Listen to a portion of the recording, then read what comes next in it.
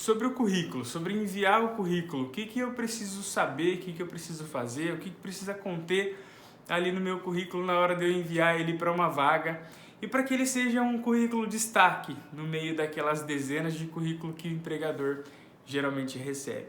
Primeiramente, nós precisamos entender o que é um currículo. O currículo, ele é diferente de portfólio. O currículo ele precisa conter informações enxutas a respeito da gente. Depois, os itens do currículo, como é que você encaixa as suas informações? Precisa de foto, não precisa? Como é que eu coloco o objetivo do meu currículo? Eu vou tentar responder isso para vocês.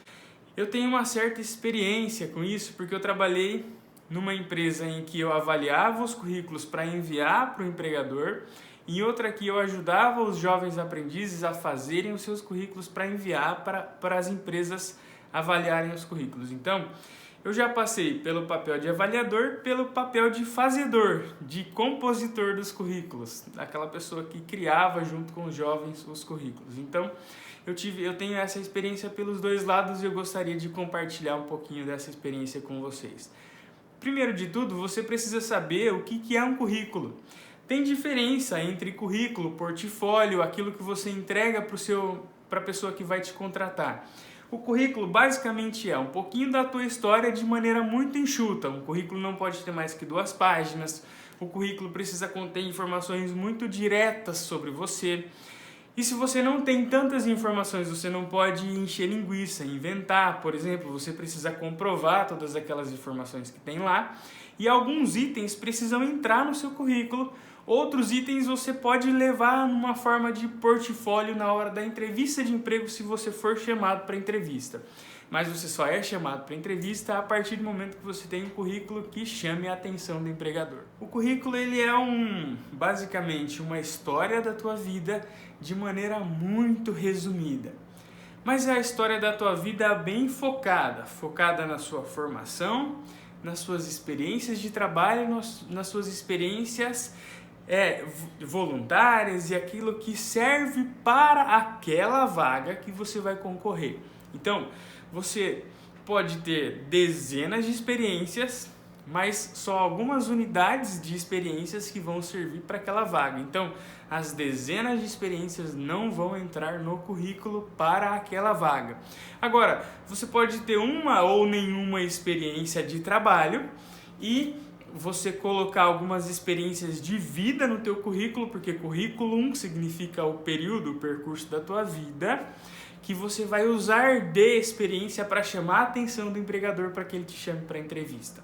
Então, vejam bem, modelos de currículo existem vários, mas o que precisa conter em cada item desse modelo do currículo é o que eu tenho para dizer para você.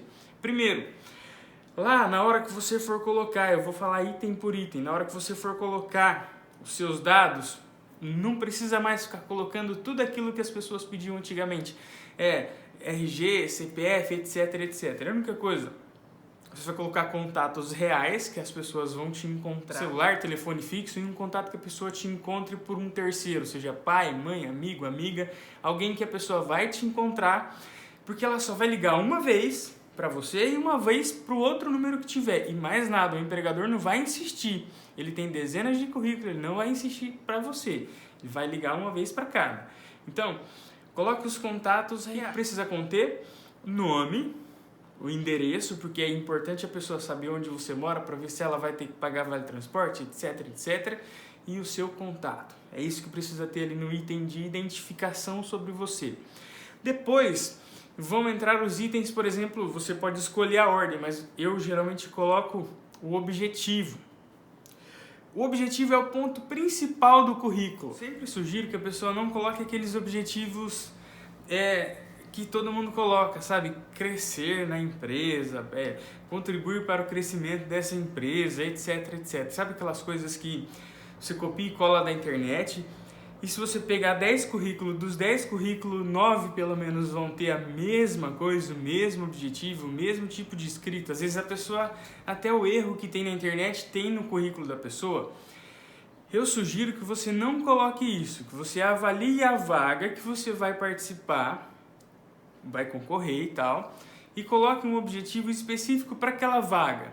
Simples, por exemplo, Quando fui concorrer a uma vaga de estágio na época da faculdade de psicologia, eu coloquei assim, o objetivo: atuar como estagiário de psicologia na Defensoria Pública do Estado de São Paulo.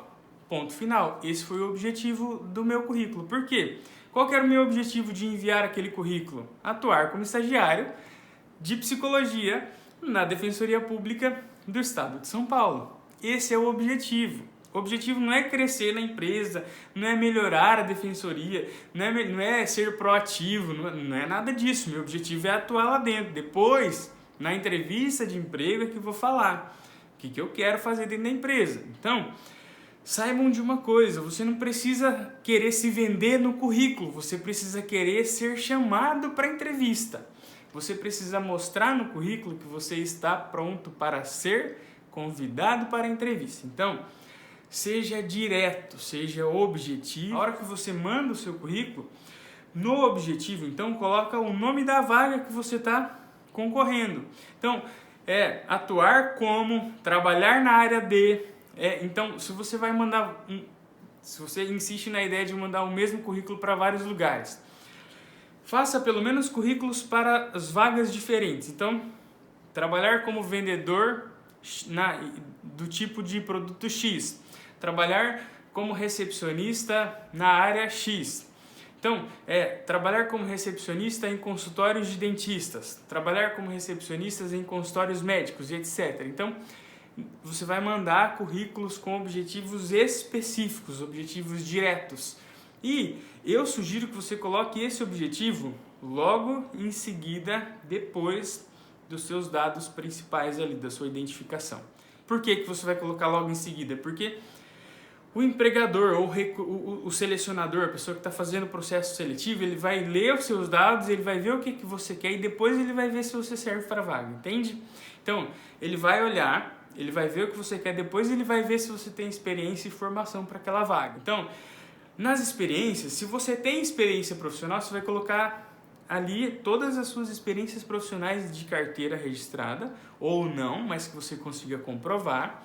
As experiências que você não consegue comprovar, você precisa pelo menos ter uma referência onde a pessoa buscar, conversar com alguém de que você realmente fez aquela atividade como uma atividade profissional, senão você tem que jogar nos extras, em algum lugar que você tenha que mostrar que você fez e tal, depois você explica numa entrevista eventual. Então, você vai colocar ali todas as suas experiências. Agora, se você não tem experiência profissional formal, mas tem experiência que contribua para aquela vaga, o que você pode fazer? Você pode escrever aquela experiência e colocar entre parênteses de alguma forma, não formal. Ou, entre parênteses, que você escreva de um jeito bonitinho, do jeito que você quiser, que não é uma experiência formalizada em carteira de trabalho ou uma experiência de contrato, uma experiência que você consiga comprovar que você trabalhou, mas que um dia você fez aquela atividade como uma atividade de trabalho, uma atividade que contribuiu para o seu crescimento pessoal. Por exemplo, eu faço um projeto de extensão na faculdade, entra como experiência. Você precisa só especificar como é que foi feita aquela experiência. Agora, eu não tenho nenhum tipo de experiência. Você pode colocar no currículo que não tem nenhum tipo de experiência? Pode, porque você precisa ser claro, precisa ser direto. Aí, a minha proposta e a minha ideia é que você não coloque a experiência logo destacada, deixa ela um pouquinho mais para baixo e coloca a sua formação logo em seguida. Nosso próximo item, então, vai ser formação. Existem dois extremos: pessoas que têm muitas formações, pessoas que têm poucas formações para colocar. O que coloca em formação? Formação complementar, coloca tudo em uma só. Você pode criar 2 itens de formação. Formação, que é o formal, e formação complementar. Formação formal, você vai colocar faculdade, curso técnico, curso tecnólogo, curso profissionalizante, aqueles cursos maiores ali. Os outros você coloca em formação complementar. Por exemplo, curso de 12 horas, curso de 3 horas, curso online que você fez de curtíssima duração, você vai colocar em complementar. Agora, escola, faculdade, curso técnico, etc, você vai colocar na formação, que é o principal ali. E você vai colocar do último que você fez para o primeiro. Então, por exemplo, a minha última formação é doutorando. O que eu estou fazendo doutorado em psicologia, ele fica destacado em primeiro.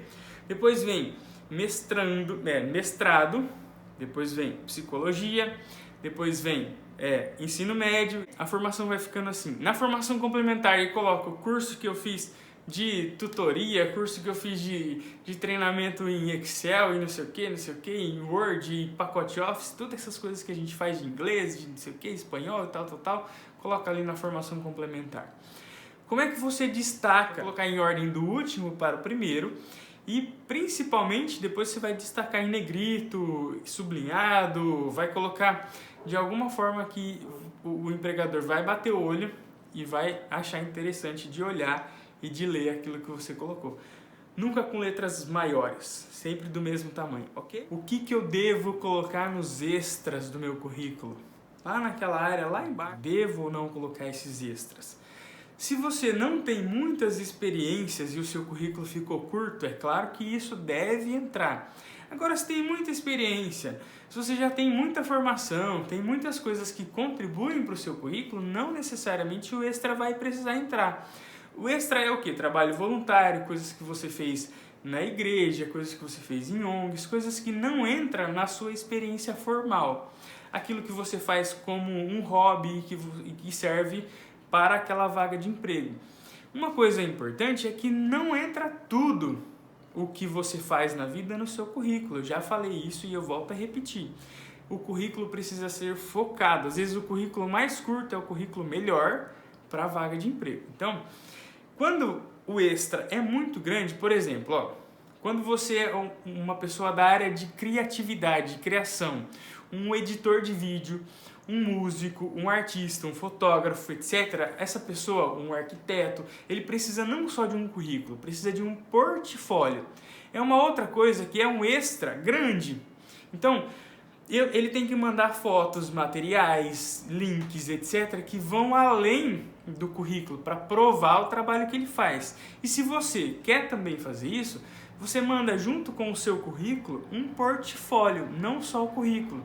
Eu posso falar outro dia de portfólio, mas basicamente portfólio é um livro da tua vida profissional ou de trabalho e de experiências, com exemplos e referências daquilo que você já fez e que vai comprovar a tua experiência naquilo que você fez. Então, por exemplo, eu vou colocar lá, se eu sou fotógrafo, as melhores fotos que eu já fiz, eu coloco num portfólio.